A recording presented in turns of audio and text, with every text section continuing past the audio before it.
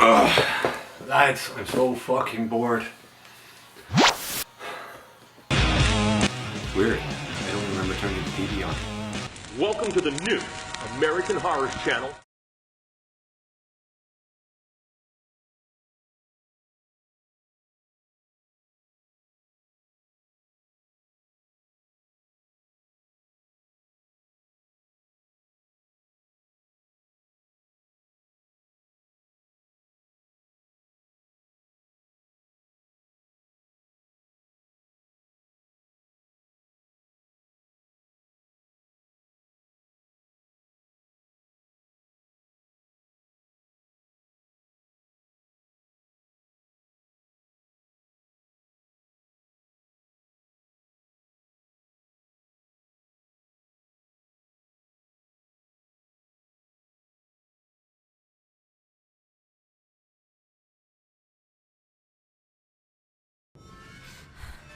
The Gorecast is brought to you by American Horrors, the greatest uncut horror channel in the world.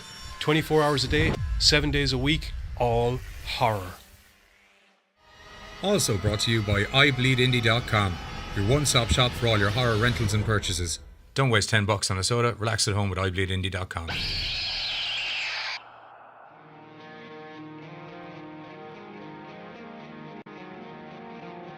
As well as the station of decapitation without your head. America's longest running horror channel, www.withoutyourhead.com.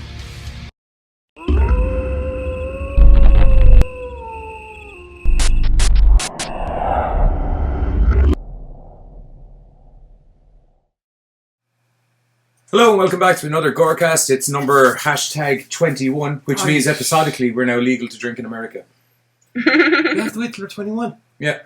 No wonder they can't drink. That's good. To celebrate our new being legal to drink in America, we have Deniele Cloutier. Cloutier from the new... I'm so terrible at pronouncing names, I'm sorry. We do an anime show. You should see it. I butcher names on a regular basis. It's...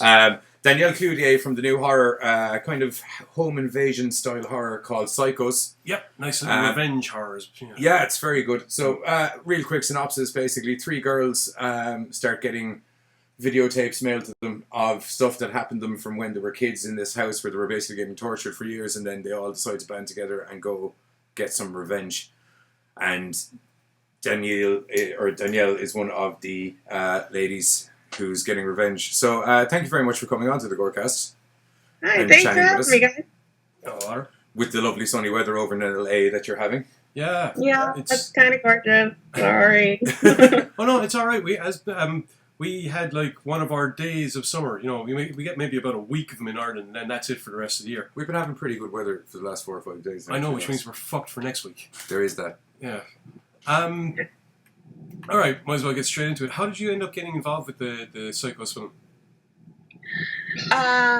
It was when I was still doing... I think I found the audition myself. I don't think... Yeah, because it was still before I was not represented. And I remember, it's like, you know, Hollywood, there's all these little studios behind, like, a thing, and then you have to park, like, 4, you know, and you run. And I remember I was running late, and Sandy was, like, packing up. And I was... Oh, dear. And she was like, yeah, no, let's see it. And she had me read. And then, like, 2 weeks later, they called me, and we spent 10 days shooting Psychos back, like, in 2014. Really? Was that right? long back? Huh?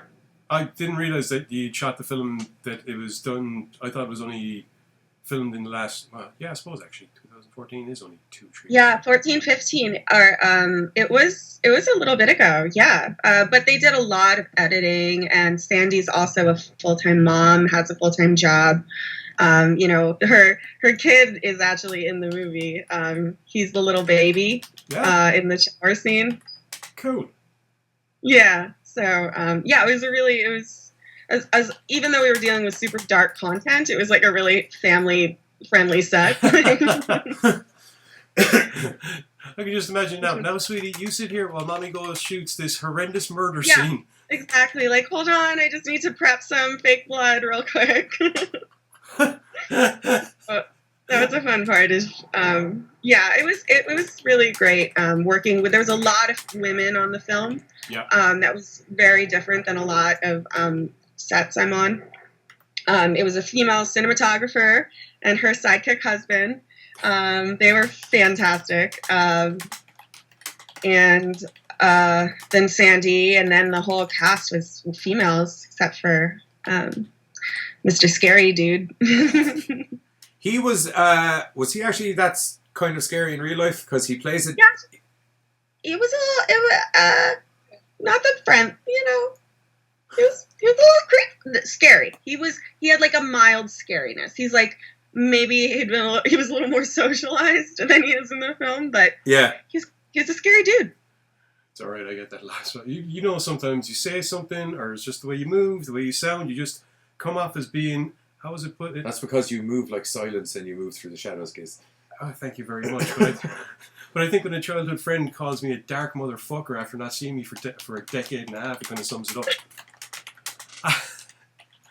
Yeah, you know, but the world of movies needs dark motherfuckers out there, so they have a quality role to play. You were saying that all the filming took place over the course of 10 days. I imagine, given some of the scenes that were in it, that was probably a fairly grueling 10 days to get through. Yeah, it was pretty rough. We started at like 9, and then everyone didn't really. And then the thing was, the house that we were using is actually a residence, and they rented out to film sets, but you have to be out by 7. So Nice. we were only starting, but she had to, after school started, because Sandy had to drop her kids off, and then we would all get there, and someone would be a diva, and then someone's hair curler would like burn them, and then like we wouldn't get started until like 11:30, like gobbling rice and getting black lipstick all over it, and then just like going right into it, you know. And it was I learned a lot on that set for sure, because we had to get it done, or else it wasn't going to happen. Like, and everyone had to work together and put it together, else they're really, I mean, we had 10 days, and if we didn't get all the footage we needed, that's just how it was going to go, you know. I'd imagine you probably would have learned a lot about patience. No, not really. We spent a lot of time at that house. And then, like, there was one driving scene, and then the rest were shot at another, like, house that wasn't on a time constraint. Oh, right. So, oh, yeah. Handy enough, so. Oh, to the Evil Dead approach. Oh, yeah, get everything done in one fell swoop and then move somewhere else. Yeah, because in the Evil Dead, the house was in one place and the basement was in a different house completely. There was no basement. Mm-hmm. They just cut a door in the floor. A little bit of Yeah, horror the knowledge. basement was definitely in another house, and all, like, the rat scenes with me were in another house. Oh. Yeah, I was going to ask you about that. You seem fairly comfortable. At ease. Oh, torturing small animals? Yeah. No, actually, Well, the blood was actually delicious. It tasted like cupcakes. And the mice were really cute, and I gave them little names, and then we returned them to Petco at the end of the day, I think, with, like, the receipt and everything. Rent a I was mouse. like, we're out of budget. This is an indie film. Bye. There's a little bit of tidbit knowledge there for anybody doing an indie film. If you need rats, you can rent them. You can rent them. You can return them. You can be not satisfied with your rat purchase. Yeah. Okay. Were they wondering why this rat was white when I gave you it? This rat is now red. My rat is red now. Why is the rat red? Oh. Yeah, we were like, it's fine. You just, jumped It's like in the that water. Monty Python sketch, actually. This rat was red when I bought it. I actually meant that you seemed very comfortable with the mice, the rats themselves, as opposed to, some people, they might be kind of like, okay, it's a rat, I'll do it, but I really don't want to do it. But you seemed like, No, cool. like I said, like, you really have to have, like, a freaking can-do attitude on an indie set, or else things don't get done. Like, there's just no place for divas on something you're getting paid $50 a day for. Like, you're lucky to be there, grab the rat, lick the blood off your fingers, and go to town. Like, what else are you there to do, So, you just got to do it. And I that's one of been just, like, my favorite part about being on sets or in theater and everything is just kind of, like, that disconnect of, like, what makes sense and what doesn't, and you just have to roll with it. So that was fun. A lot of our exposition scenes that are in the beginning of the movie were actually shot later, like after the whole initial house stuff. We shot all that first. So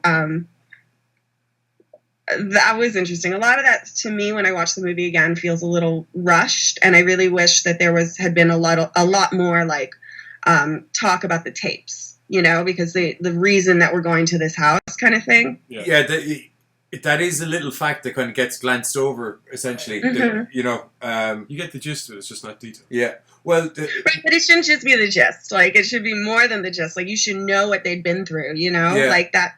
Well, without revealing the end too much, I can see why there's a reason as well why a lot of stuff is visuals of the tapes is left out. We were watching the film and we were kind of looking at each other, kind of going with the same attitude of, why aren't they kind of giving us more detail on this and then this? And then, of course, as the film develops, everything becomes clear, and you're like, okay, they had to leave certain parts vague, or else it wouldn't have worked this way. So once that was done, it's kind of like, all right, fair enough, yeah, cool. Yeah, we definitely mess around with time a lot in that movie, and it's kind of you sit in for the experience kind of thing. Yeah, it actually took me a while to figure out, because you have there are literally occasions where a clock will flash up and it's what each character is doing at a different time. And it's much later on in the film you're going, no, because they're different times. All of a sudden, this explains everything. And it's just, right, okay. You can go with it from there. So, there is one thing. Since you are the, how can I put this, calculated, methodical member of the triumvirate of terror, you seem a very bubbly person yourself. It's almost the antithesis of what you were playing. You're all like this machine, nearly, that's like you were saying, your attitude to getting the film done. You gotta just get it done. Right. But it seems kind of at odds with your clearly bubbly nature.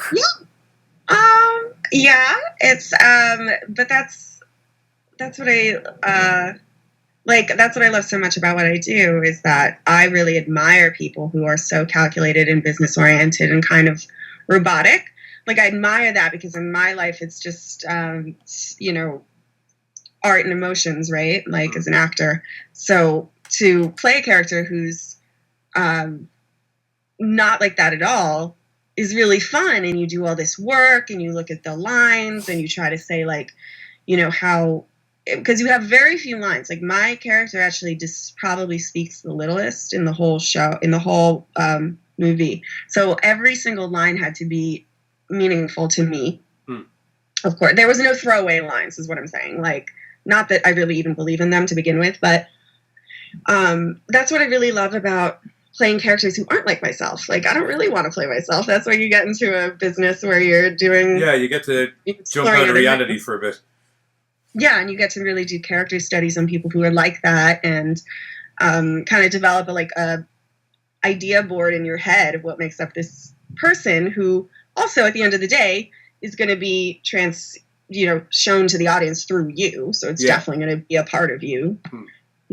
What did you do to kind of get into the role? Because she is out of the three women in the movie, she's the most methodical and calculating out of all of them. Because like the I can't remember her name off the top of my head, but the blondie girl is kind of more, she's very anger driven. And then there's the other girl who's just there's Amber, who's the really anger driven one, and then there's JJ, Amber, and Norma. Yeah, and Norma's just Sasha. That was Sasha. Sorry, yeah. Sasha's kind of a cuckoo for Cocoa Puffs, as you put it, for lack of a better term. So what sort of stuff did you do to kind of get into the role?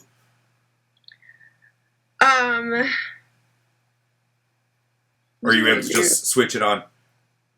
Yeah, I can switch it. I can switch that dark goth girl who, like, didn't make many friends in high school and, like, hung out with the one girl with pink hair behind the gym smoking cigarettes. Like, I got that girl, I can bring her back. So I don't think it was as departed as maybe I might want to think, and also just being, knowing your lines, knowing the idea you have of your character. Sometimes it's fun to just kind of feel that person and then jump into dialogue, especially, and then you do it a bunch of times, you know, and you feel it with your partner, because you can't really replicate the energy of doing a scene with someone until you're there doing the scene with them, you know. That's true. That's why it's so amazing in this art form that I'm dedicating my life to, is like the actual amount of time that goes into being on camera doing exactly what I'm training to do is like this much compared to like all the marketing and then like all the practice and then all the emails and like everything like that. And it's like a very little part. So you get to enjoy it. You know, you learn to like really love what you're doing because you're doing it, you know? That's good. I want to mention, while I was doing a little bit of research on you, I saw these YouTube videos you were in, the Ninja Party. I absolutely fucking love Ninja Sex Party. It's unbelievable. Yeah. I know, they're amazing. They're touring, dude. Yeah. That guy and I lived in the same bed in Bushwick for a year, and I pushed him. I was like, you need to start your ninja penis unicorn party band. This is your heart. You know what I mean? Like, that's your truth. You have to live it. And now they're like super YouTube famous. Yeah, so. If you guys go over and check them out on YouTube, I mean, they have a ridiculous amount of hits. It's like they're in the 2 millions on nearly every video. I think cumulatively there's nearly 12 million views between the 4 videos. They're absolutely hilarious. And these guys were doing it back, what was it? It was about 5 years ago? Yeah. Something like that. So it was only when YouTube was starting to kind of really hit its stride and stuff. But oh my God, these videos are hilarious. So good. They're kind of like... the very, very beginning ones. I'm in one where I'm the robot hooker. Yeah. Well, let's just clarify something, right? You're not a robot hooker. You're a hooker for the sake of his girlfriend that was called a robot. Or was I? Maybe I really was a robot. You don't know. It's Ninja Sex Party. Who knows? You know? Okay. I was actually supposed to watch... I mean, what was more convincing than that big, oversized milk carton painted silver than with the holes cut out that I was a robot than that? Yeah, it's true. So you have no idea. Dude, this is absolutely like ridiculously crazy. I was supposed to watch it over the weekend and it completely slipped my mind. And we were sitting down and he reminded me. Still watch it. It's like you need to watch it. It has to be done. I'm so glad they're so successful because honestly, for my sake, I needed to be able to explain Ninja Sex Party on my resume because it's a really big bulk of my early work. And people are like, so if this is porn, we just put that on a different resume here. No, you don't understand. This is an acclaimed It's not literally a Ninja Sex Party. There's very little ninjas in it. Actually, there's only one. Actually surprising. Ninja Brian is actually just like the sweetest guy, and his wife is super supportive, and they like, you know, live their art and have a beautiful baby. Made that up. Anyway, Ninja Brian. Check it out. Total shout out to the Ninja Sex Party there. I'm not gonna lie. I love those guys. I am going home and I am getting baked out of my gourd watching this. Do. Exactly what it's for.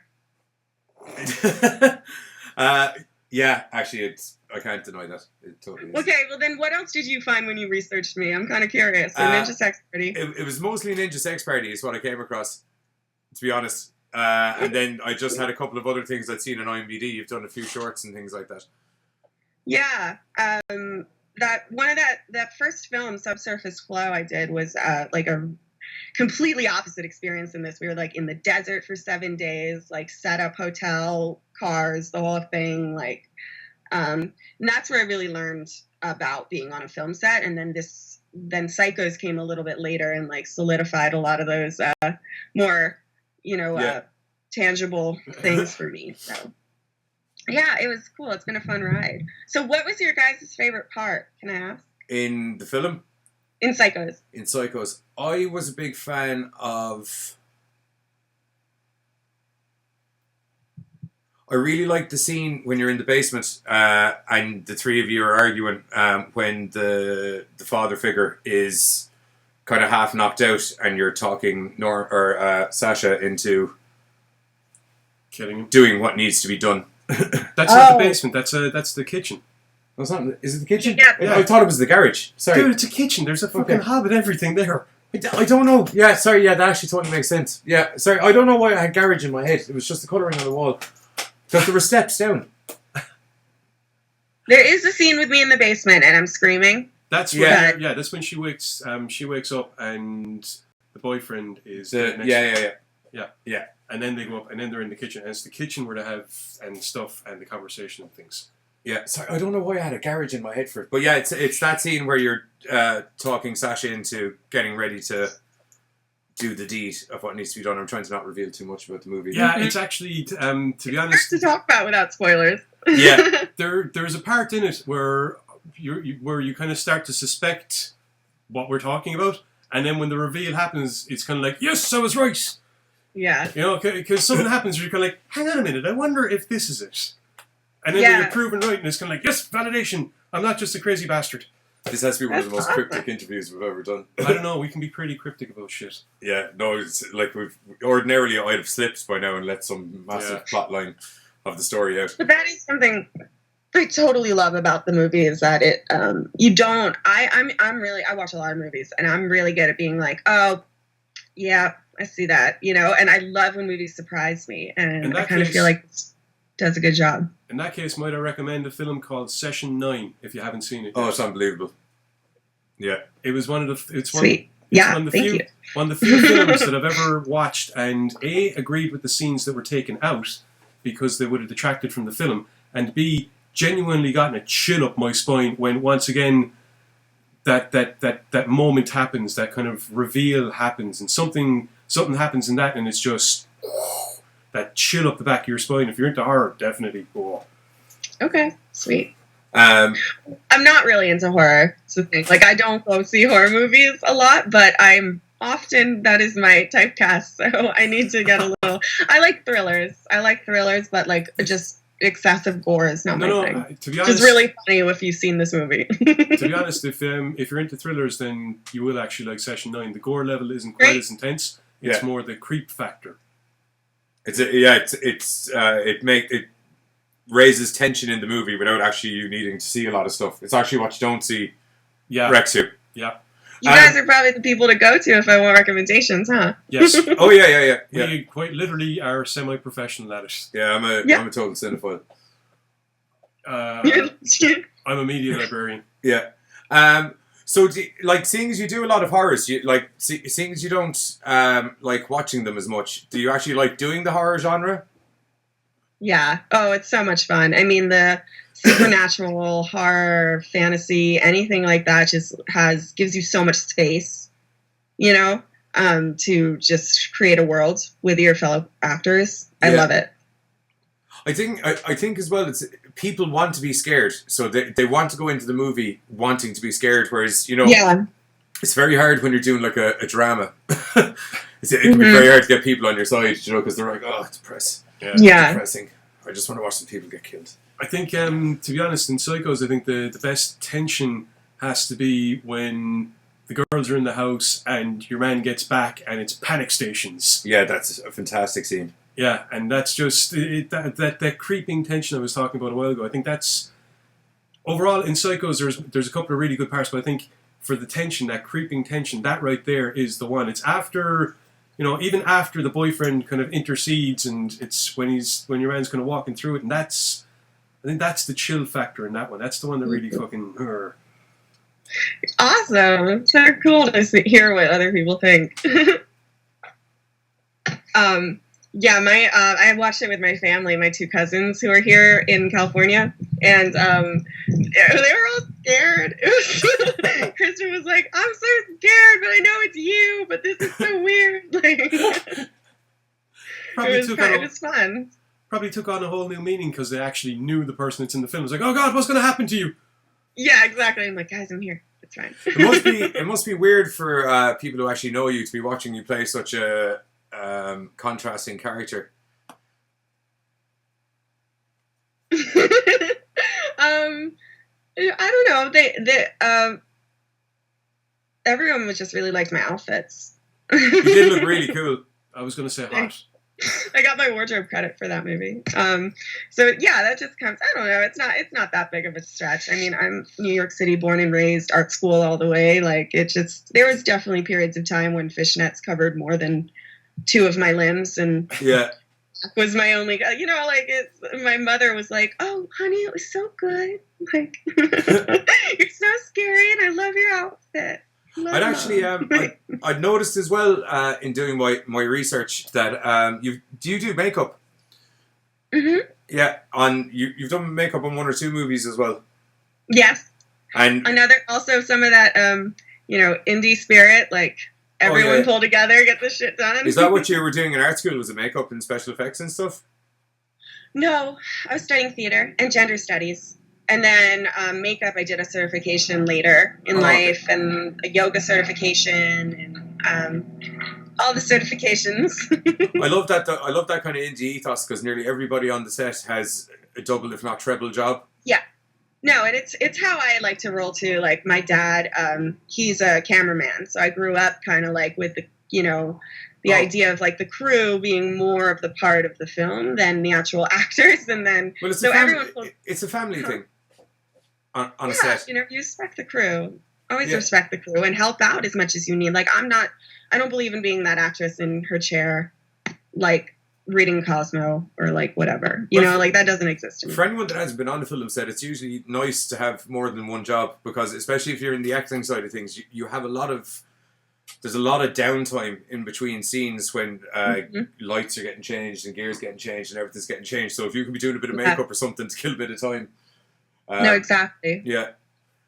I think we have a lot of continuity with makeup. Me and Angelica, we had a lot of we helped each other out with that kind of stuff, because we started the first day with like all this makeup and set and hair, and like we were all ready, and then we didn't realize how grueling the actual 10 days would be. So just to keep it in continuity with the shots prior, we had to do so much like prep work in between stuff. So you have to do that. You have to think about your audience, and you have to think about what distracts people, and you have to take that on as a responsibility as a performer, I think. Yeah, well, you're all working together to try and put out the best possible product. Exactly. Do you know what I mean? Yeah. So everyone needs to throw in more. Yeah, no room for divas. I feel terrible now, because 9 times out of 10 when we're doing the Gorecast and shit, you're doing all the work, and I'm sitting here reading a book waiting for you to go, okay, Giz, we're on camera. Yes, Giz. Well, just reapply your eyeliner in that time. It's okay. All I have to do is eyeliner, sure. Skull face. There you go. Actually, that's a good point. I have physically done your makeup. Yeah, that's a good point. And what's worse is, we did a photo shoot. He was doing the skull face, and I passed whatever way he moved, I passed the comment and asked, "Did you just sign my face?" And to which he went, "No. Do. Now I did." And so in the photo shoot, there's a little JD in the side of my face, thanks to him. You sign your artwork. You sign your artwork. On that weird note of me signing my co-host's face, we're going to let Deniele go. Thank you very much for talking to us. It has been a pleasure to have you on. Pleasure. Kisses and everything. Thank you so much. I hope we'll let you go. Training orders. We'll let you go back to enjoying your beautiful sunny day over in LA. Okay, and, thank you, Matt. We're going to cut to an advert from our sponsor, Hart D. Fisher's American Horrors. 24 hours a day, 7 days a week, all horror. And then we're going to come back and do a quick little review on Psychos. So, yet again, Deniele, thank you so much for coming on the show. And we're going to cut to an advert right about now.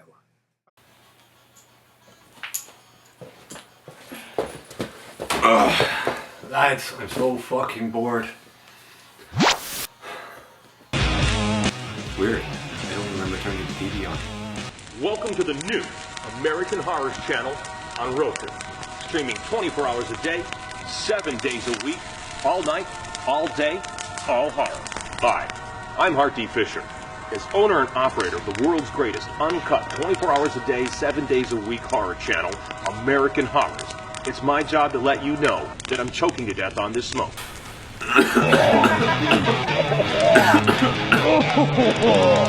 Okay, we're still rolling, right?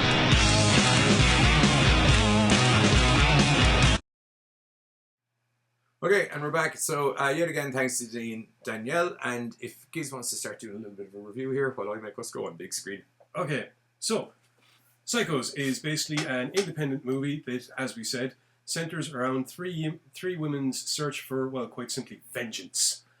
Hey, look, my head is huge. Yeah, this is going to be a running gag from now on because there's no way of doing this the other way around. Yeah. Basically, the three girls... and we're back. Hey. We are back. We have Sasha, Norma, and... It's Sasha, Norma, and JJ. Yes. JJ being played by the amazing Danielle, who we were just speaking to. Yeah. The three girls on what we assume to be the same day all receive videos of a very, very disturbing nature, which are clearly of them when they were younger being, well, quite simply abused, to be perfectly honest. The three girls have their own lives going. One of them's a nanny, basically working in a playground or creche. Norma is the nanny working in a creche. JJ is cutting up rats. No, what's JJ doing before she's cutting up rats? She's in medical school in a class. And then Sasha is an escort. Yeah, because her first scene is drunkenly dancing, very drunkenly, because she's a lush. Sasha also works minding kids. No, that's Norma. With the crucifix around her neck. Oh, okay, sorry. Yeah, there you go. So anyway, on this day they all receive this rather harrowing video, and it kind of throws them all for a loop. Sasha's boyfriend gets wind of the videos after a while because she is like drinking non-stop and decides that something is really going to have to be done about this. He wants to go to the law and all the rest of it, and she's like, no, forget it. And then she just decides, screw this for a tough smack. He basically tracks down where the where the videos came from, the location of the phone that the videos were sent from, because I think they all came in onto mobile phones or something. Yeah, they got little clips of videos from their childhood, for lack of a better description, sent to them. Oh, not nice videos. What's the boyfriend's name? I want to say it's like Trevor or something like that. I don't know, I can't remember. Crap. Anyway, boyfriend tracks down the location. So Sasha gets in touch with the other two girls, and they decide, you know what, we're going to do something about this. So after much deliberation on Sasha and the boyfriend's part, and a lot of drinking on Sasha's part, I mean, she is like she's like our level of lush. She's beyond our level of lush. JJ, meanwhile, is agonizing things and agonizing animals by cutting them up and thinking about all the gruesome things she would probably do to the person if she ever got their hands on them. Norma's just blacked out and wakes up on a bench and is very disturbed by a crazy hobo person who has found her asleep and asks if she wants her little doll back, abandoned her kid, which is relevant for later on in the film, by the way. So don't just think that was a mad thing. Which, the little doll? Yeah. It most certainly is, yes. Yeah. So the girls agree to meet up. It's prepared. They've sussed out where the house is, and they are going to go in, and the plan is to find whatever the hard copy is that might be lying around and just take them. Reclaim what was taken from them, for want of a better term. They've all got their different reasons for doing it. Norma initially actually kind of wants to back out. She's not exactly too thrilled with the prospect of going along with this, but figures, fuck it. She gets talked into it. Well, not so much talked into it as kind of browbeaten into it, I suppose. Yeah, that's a good analogy. I'll take that. Yeah, pretty much. The boyfriend forgets something and runs into the house, and the girls at one point get into the car, and you're actually led to believe that they're just gone and left them. It's hilarious because it's like, promise me you won't go. All right, we won't go without you. But they must have just done a spin around the block or something, come back and picked them up. Well, it was weird, after all the promise me you won't go, and then boom, they're gone. It's kind of like, okay, and then I can accept that they're gone without him, but then when it comes back, and you're kind of like, oh, well, maybe they just went for a quick spin around the block to freak him out. But there's a little bit of confusion because it happened so long ago. The three girls have fractured memories of the past, so they can't quite remember the house, can't quite remember. One girl will remember one detail, another girl will remember another detail. One or two of the details, the color of the house is different, but eventually they do track down the place. And so they're sitting outside and they see what looks to be a very mild-mannered guy coming out of this house with his, quite frankly, his missus who is giving him a hard time. don't forget to pick me up. You're going to pick me up, aren't you? Don't forget to pick me up at the right time. You're definitely going to pick me up. He's a good boo. We'll put it that way. A good boo? Yeah, you know, that's what they call it. Like boyfriend, girlfriends. Oh, she's my boo. Or he's my boo. Oh. No, not Bo. Boo. Like, boo.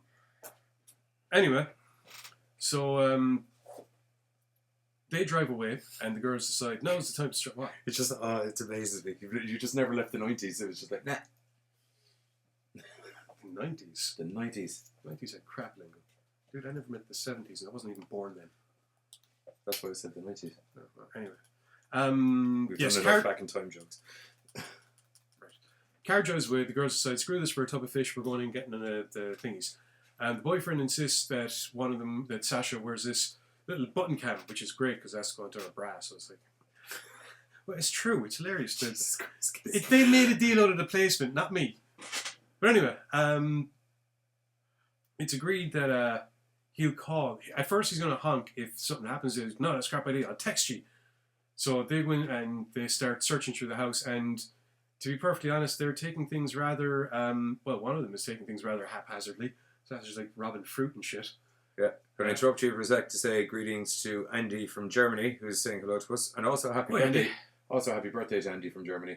Happy birthday, Andy. Where was I? Yes, It's the birth stag. It's birthday. You learn something new every day. Indeed. Anyway, continue. Yeah, so girls go into the house and start... Well, they don't really ransack the place because that's, you know... But they start having a good search around. Like a rifling. Yes, a Rifling. A good rifling. I think it's Norma stumbles across music and decides to start playing it at one point. Because she's, as I said while we were speaking to Danielle, she's cuckoo for Cocoa Puffs. A little bit, yeah, but none of them is exactly the sanest. You know... I was going to say the sanest blade around. That's not really a good euphemism. Yeah, but she's, like, even out of the three of them, she's pretty loopy. What she is pretty bipolar. JJ even comments out, well, actually, both of the other girls comment at various points that your one seems to go from happy to psycho. Oh, my hand's fucked. Like that. Sorry, I bust my hand a while back and it's still, the bones are still... Anyway, I can handle the clicks. yeah, well, you didn't do stupid things because you're an idiot. I did. I have one leg. Anyway, Not like I can't walk on one leg. I'm not like physically. through I various have one leg. through various expositional parts over the course of the film, we learn more about the girls' characters, their differences, JJ's methodical, calculated approach to things, Sasha's rather rage-driven approach to things, Yeah. and Norma's, quite frankly, bipolar, almost disassociation, whack job approach to things. But she is clearly the one that's Meltdown having... approach to things. Yeah, she's clearly the one out of the three of them that's having the most memories. There's various points where Norma will get flashbacks, whereas the other girls kind of won't. Which all makes sense. Yeah. Eventually. Over the course of the film, it's revealed that Norma's knowledge of this house and the goings-on in the house is perhaps more than she originally let on, and certainly more than the other two girls are aware of. It's stated at one point that Norma was the one that freed the other two girls, and she needed them in order to escape this house of horrors that she was living in. Yeah. A few more things are developed over the course of the film, which basically outline not only the reasons for the girls being here, but the reasons for why they are the way they are. Now, they discuss these themselves. There's various points throughout the film where the three girls, for want of a better term, psychoanalyze each other and psychoanalyze themselves. It's done very intelligently because the character development between the three of them is very nicely done. It's seamless. It's not like in some movies where it's just arseloads of dialogue and then there's a bit of walking around and then there's arseloads of dialogue. It's kind of, there's a lot of facts getting dropped in between scenes and things like that, but very just very fluid flow to it. Now, Anyway. there are a couple of times during the film where things are left very vague, and for, not gonna lie, there's a couple of points that they really could have fucking filled in better. Yeah. But, well, as she said there now, that it was 10 days, so whatever didn't get got in 10 days, you had to do without it. I know, we're reviewing the film, yeah. Oh, yeah. But there's a lot of stuff over the course of the film that you realise has been deliberately done this way, and the vagueness works into the overall effect of the film, because as you learn, things aren't exactly what they seem in this. As I said, Norma knows a little bit more than she lets on. That's further developed over the course of it. Without giving away any plot spoilers, it is safe to say that there's more twists in this story than a toilet pipe. Yeah. Now, things obviously progress during the film. Your man comes back. The girls are found in the house. Yeah, the boyfriend. The boyfriend panics a little because at one point the girls are rummaging around upstairs, and Sasha looks out and she's like Sasha's looking at the boyfriend and he's pointing at the phone, kind of going, "No signal." She's like, "All right, cool," and tell him to give us 5 minutes. 0 fucks given. Yeah, pretty much. we yeah, whatever. Okay, we're that. There's an upstairs. They have a vague. No, I'm saying the boyfriend comes into the house. Well, that's later on. Oh yes. They have a vague recollection of an upstairs, which they find. There's a door hidden behind a stack of crap, I think. So while they're upstairs, It's behind a kind of a library. yeah, It's. I will say, if I was going looking for a secret room, oh yeah. It wasn't the best hidden secret room now, lads.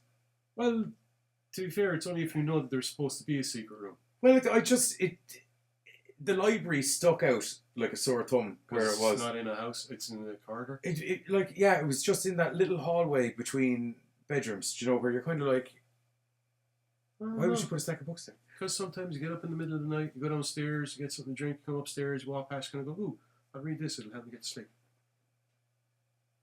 Communal houses, dude. Yeah, I don't know. I just felt like if I was going looking for a secret room personally, I would have been like, there Behind the bookshelf. Yeah. Anyway, that'd be like probably my major gripe. I actually really enjoyed the movie. That would probably be my major gripe with it. Would be just that bookshelf. It's just the way my head's wired to it. Sorry. Anyway, the girls find the elusive upstairs that they're kind of all remembering, and it's while they're up there that your man comes back. The boyfriend I think he honks the horn and doesn't really. Yeah,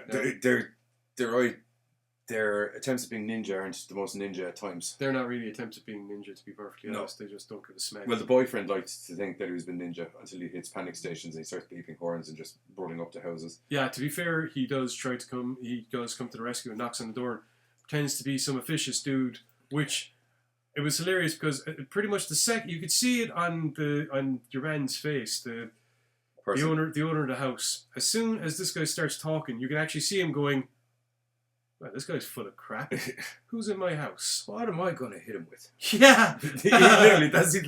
How many ways you can were I hurt you? Oh, how I can hurt you. Let me count the ways. 1, slap upside the back of the head with a solid object. Yeah, it was a 2. It was a terrible run at interference. Actually, to be honest, it didn't last long. No. The only interference that came was a slight distraction when he went all fucking Goodfellas on him. Now it made him very Untouchables, whichever. Yeah, but one. now he's got the taste for blood now. Yeah. Do you know what I mean? Yeah. If anything, it was like throwing a steak to try and delay a shark from eating someone in the water. It's going to happen. Yeah, which of course means that since this obvious piss poor attempt at a distraction happens, that means there's definitely someone in my room or in my house. So let's go hunting. Which of course leads to that rather that creeping tension that I mentioned during the interview, whereby he's stalking upstairs through the house, kind of who's been sleeping in my house. I think he actually does. He literally does the little bears. Yeah, the 3 little the Goldilocks and blah blah blah. But so it doesn't take him long to figure out that they're up there because the shelf is out of the way and blah blah blah. So he goes all fucking he goes all shining on the door with an axe or with a fucking cleaver. Actually, is it? Or is it an axe? No, he gets a cleaver and the cleaver's doing sweet FA to the door. He takes a chunk out of it. Yeah. And then he comes back with an axe. Oh no, sorry. He goes downstairs. The girls think he's gone or something like that. They come down out of the room in an attempt at being stealthy, but because they're all wearing kind of big heels. Big heels, wooden stairs, stealthy you will not be. No. So they get out, and then it's kind of just as they're getting to the tip of the stairs, he's legging it back up the stairs with a massive axe. And then he goes all Jack. Yeah, pretty much. It doesn't take him long to get through that quite flimsy door, to be perfectly honest. So, yeah, he basically gets the drop on them and pulls Norma down out of the house. The wife returns and... Well, it turns out that, she knows stuff. And as I said, there is we don't want to reveal too much about the film because there is a very, very cerebral hook to this film. Like I said, there are details in the film that are left vague. In some cases, it's a detriment, but a lot of the time, it's clearly deliberate. And that deliberate vagueness allows for this twist, this kind of revelation involving the situation, involving the people in the house, involving Norma, involving what happened to Norma, what happened to the other girls, involving basically why the hell everyone is so batshit insane, to put it quite frankly. I'll take that. I'll take that in a bag of chips. Yeah, don't want to reveal too much except to say that there is some very decent gore. Yeah. There's- Though not full of gore, what Yeah. gore you get is bloody good. And it's one of these films whereby there are occasions where they take almost the accentuate the positive, or the accentuate the positive, hide the negative approach. There's a scene. I think we're verging on that being a t-shirt slogan. Yeah, except ECW probably owns it. We can Screw it. EGS. There is a scene whereby torture is involved, and we all know what happens, but the camera cuts. And we all clearly know what happens. Yeah. But it's still a good scene nonetheless, because the sound kind of sells it, I think. I don't mind when you get a cut to black, and It wasn't even a cut to black, it was a cut to their reactions. yeah, but you know what I mean. I don't mind when you get a hard cut away from the action, when you kind of know what's happening. Yeah. I hate when you get the hard cut and then they come back and it's like, what in the fuck? Like, Yeah. they can just fill in a whole fucking scene. As I said, the sound effect makes it. Yeah. Yeah. You don't need to see it; you can hear it, and that's Yeah. At this point, that whole revelation that I was speaking about really comes to the forefront, because it's during this torture scene that we also get, once again, another one of these... it'll be a proper eureka moment. Yeah, as well. it's another one of these psychological, character analysis parts that not only explains... Because I must say, as that goes, where lots of films have flopped on it, I think they managed to actually play it very well throughout the scenes without dropping what it is. And when you finally get the final clue, everything from the movie hits you again. Yeah. You're like, oh my Yeah. God. And it's a proper, oh my God. Yeah. Now, as I said, we were watching it, and for me, it was a case of, just because, once again, I've seen so many films and read so many stories that you get a sense sometimes. So I had a suspicion. And then when this revelation happened, it's like, yes! But it was still done in a very, very good way because of that kind of, the characters psychoanalyzing. Analysis. It's like The analysis characters, of each other. the fact they're doing it the whole way through, means that when it happens here, during this pivotal scene, it's like the final step, and it's like, okay, do you want to know what it is? It's that revelation moment where the patient is sitting on the couch, and the doc says something, and all of a sudden, for the first time in 3 or 4 fucking years, it's like, holy crap, you actually said something that doesn't make me want to kill you. I mean, that made sense. But anyway, that's the moment I think that really makes this film for me. Mr. O'Shaughnessy, you're a mutant. Yes! Yes! Yes! No. But, okay, yes. Sorry. But, Geek mode there for a moment, sorry. but Watch myself cheering on camera. no, that's disturbing. Yeah. But it's that revelation during torture. It's, to be perfectly honest, that scene is it's the money shot for the film in a way. It is the culmination of what the story has been leading to, both physically and from the cerebral point of view. Because, as I said, you've gotten bits of the thing, but all of a sudden, whoa, it's like proper confirmed. Whoa. Sound like Russell Howard there. Comedian. But overall, Psychos is a good eventual psychological horror. And the reason I say eventual psychological horror is because you don't realise how much of a psychological part of it is until the film really gets in. You just think that maybe this is kind of like a loose story, that's someone's excuse for a bit of violence, and they're just taking snipey pot shots at each other. The girls are taking snipey pot shots at each other. But no, This is all Very well deliberate, thought out. intentional. All the pot shots, all of a sudden, ooh, okay, that was all Little micro reveals that to a degree, Yeah. yes, that set up this culmination.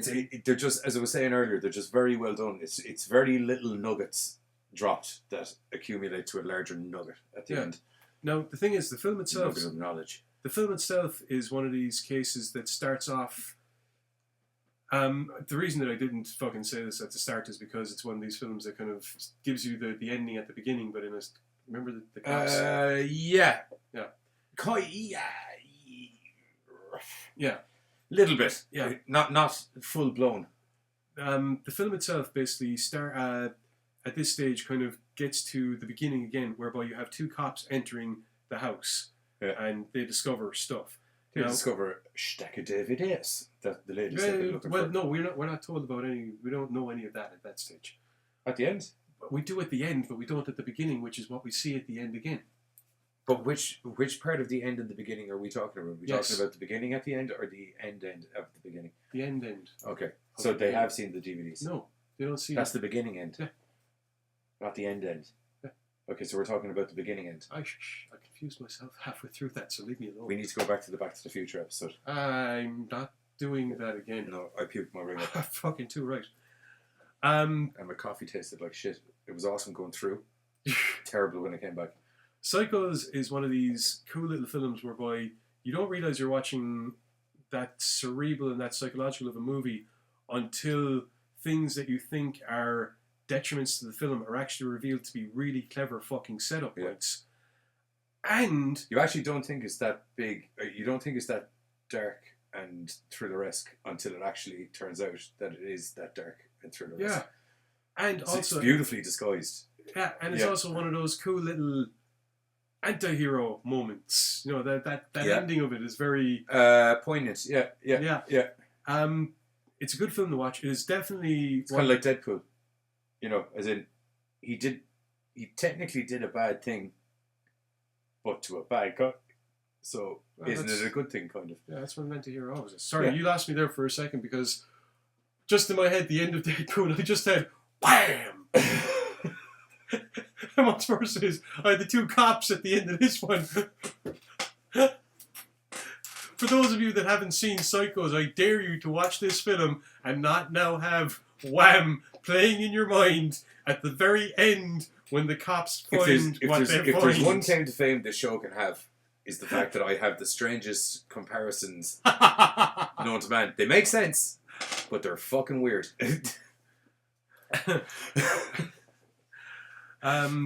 Wrap it up there, I think. Yeah, we're going to cut to the trailer from Psychos first, and just because we don't want to be revealing too much, and if I talk too much about it, we're going to, and it'll spoil things. Go watch the film. As usual, when it comes to cinematography, it is an independent movie, but we put, it's story, and to be perfectly honest, the story. Bear with it for a little bit because, as I said, there are things that you're going to be kind of going, and then it turns out, oh. You will feel like some stuff is getting glazed over, and you'll be like, will I? And then once you get to the end, you realise why the stuff was glazed over. It wasn't glazed over; it was intentional. Yeah. So that's all we're going to say about that. It's a beautiful, it's a fantastic twist. That's all we're going to say. So anyway, we're going to cut to, excuse me, we're going to cut to the trailer once I find it here. Keep talking there for a second, please. No, I didn't have it set up. Talk for a second. About what? I couldn't set it up, Giz, because if I set it up, it would have played. See, like this. But it doesn't matter now, because I have it set up now. So anyway, we're going to cut to the trailer, and then we're going to cut back and we'll say goodbye to all of you, and I'll show you some cool gear that we have coming out from the Emerald Gore Society, because I have to. And that'll be the end of the show. But anyway, trailer first.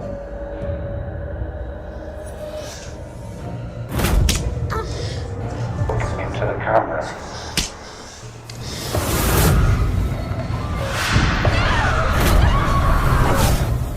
Where did you get the video from? Somebody sent it to me.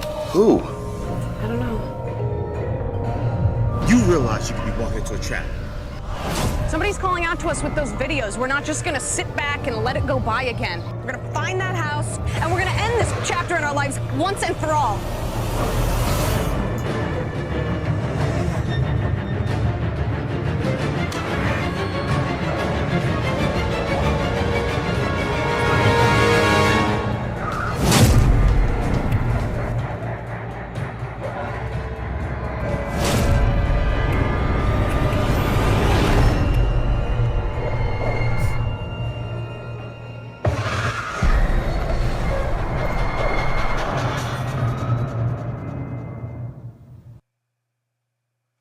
Right, that was the trailer for Psychos. Must see. I think it's available out in iTunes and VOD now, or since March. I'm not sure. We got a screener copy sent to March us. 2nd. Okay. That actually sounded a lot more questioning than I meant it to. March 2nd it came out. Make sure to download it. There you go. Sorry, I didn't know if you were asking me. Don't make me do my Johnny Does Research thing again, because I do. I did. It's March 2nd. So it came out March 2nd, so make sure to download it. It's great. Really good watch. It's going to be one that's going to, I think, get a bit cult statusy once it gets out there a little bit. Yeah. If you're into your kind of thriller horror where you get a nice at the end of it, you're going to love this. It's fantastic, so make sure to check it out. So we pop back here just to say goodbye to all of you guys and let you know that Thursday we're going to have Anna Nightmares coming out. So if you like anime and you like two guys talking about anime, what are you doing this week? We are doing Cyborg 009 Dawn of Justice. No, wait, no, that's the Batman movie. Something of Justice. I can't remember the title of it off the top of my head. Fair enough. So we're doing that. So that'll be myself and Carter, our homie from the States, talking about that. Then there's also going to be a game basement from Faceless Mike where he had Misha on, playing a very Silent Hill-esque game with Daryl from The Walking Dead in it. But he's not Daryl from The Walking Dead, so make sure to check that out. Norman Reedus. Yeah, that's him. Connor! Yeah, that's him. So, yeah, that was... yeah, it was cool. I somehow managed to make it the entire way through the game without getting any of the jump scares happen to me. I don't know how these things happen. They never do. You don't need the jump scares though, because it'll scare the fuck out of you either way. Regardless, it's absolutely amazing. And then finally, what we also totally forgot. We're going to be back on Wednesday with one of our beautiful HD pre-recorded shows. They've got pop-ups and fancy things happening in them that this show doesn't because it's live. Where we're talking about, you may say it, Adult Wednesday Addams. We're talking about Adult Wednesday Addams. Adult Wednesday Addams take 2. Well, take 1 for the Gorecast, take 2 for the EGS. I did a rant a long time ago about a really, really cool web series about Wednesday Addams. They got cancelled, unfortunately. And it's absolutely amazing. Who is played and written and scripted and shot by fantastic Melissa Hunter, who is now one of the writers on the Santa Clarita Diet, which is the super cool horror with Drew Barrymore and your man from Die Hard 5 that I can't remember the name of. He's the bad guy. I haven't watched it yet. And he's also in The Girl Next Door. I definitely haven't watched that. It is a very funny comedy. You should watch it. Okay. And last but not least, we have... where is it? I don't know. I just want to show you some t-shirts that we have coming out. Oh, this is very hard. What the smeg? You're a smeg. I'll smeg you in a minute. No more Red Dwarf for you. Yeah, okay, that's fair. That's fair. That's not fair. I love Red Dwarf too. That is not fair at all. Everyone loves Red Dwarf. Red Dwarf is awesome. Yeah, that's because Red Dwarf is absolutely amazing. It's mega awesome. Why you want to show it? Okay, sorry guys, I won't show it. But if you want to pop over to our Teespring page, teespring.com/Emerald Gore, you can check out some very cool t-shirts and other campaigns. You can get some mugs, get some hoodies, get some t-shirts, get some other different style of t-shirt, because there's more than one. We have a Gorecast t-shirt and there's other designs that he's working on. There's a Gorecast t-shirt and there's the EGS t-shirt. There's the EGS t-shirt and hoodie and vests and mug, and there's the first rule of Gorecast, which is if you like Fight Club and you like horror, this is a good crossover. Or mostly if you like my face on an animated version of me on the back of your... That was Grum, was it? That was Grum. What did Grum say? I have no fracking idea. Okay, it's going to be good if Grum It's going said to be it. hilarious. Okay, we're literally extending the show longer for you, Grum. Yeah, I hope you appreciate that. Yeah, we're literally extending the show longer for you just so we can figure out. Grum commented on your video. What did he say? Why are you two bastards? Who Who let you in front of the camera? Why you owe me money? Yeah. I want my... What? Steve says, hey buddy. Hey Steve! Steve, Hello to Steve Stade, magician extraordinaire. Steve sending me a message. Well, Steve can come after Grum because that's going to be hilarious. Oh my god. Steve's just sending me a message privately. Oh. I'm going to have to go into Grum. Stop. You'll schmeg him. Yeah, you see what I mean? Yeah, I know. I am aware. Yeah. Yeah. Smeg head. Well, Grum, think of it this way. If you did something and I wanted to really like teach you a goddamn lesson, don't do it again. A good schmegging, I think, would... Let's just wrap things up before you dig even deeper. Stick cheese. There you go. Anyway. Crackers. Oh. Lesson learned. That got dark. No, that got quick. That didn't get dark. That got moldy. Didn't get moldy. I wouldn't call it moldy.